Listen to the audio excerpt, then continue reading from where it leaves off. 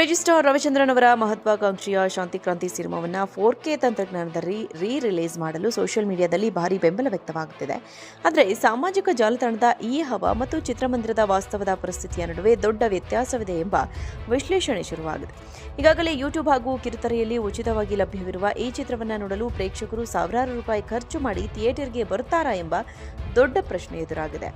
ಕನ್ನಡ ಚಿತ್ರರಂಗದಲ್ಲಿ ರಿಲೀಸ್ ಆದ 95% ಸಿನಿಮಾಗಳು ಬಾಕ್ಸ್ ಆಫೀಸ್ನಲ್ಲಿ ಸೋಲನ್ನ ಕಂಡಿದ್ದು, ತಾಂತ್ರಿಕವಾಗಿ ಹೊಸ ರೂಪ ನೀಡಲು ಹೂಡಿಕೆ ಮಾಡುವ ಲಕ್ಷಾಂತರ ರೂಪಾಯಿ ವಾಪಸ್ ಬರುವುದು ಅನುಮಾನ ಎನ್ನಲಾಗಿದೆ.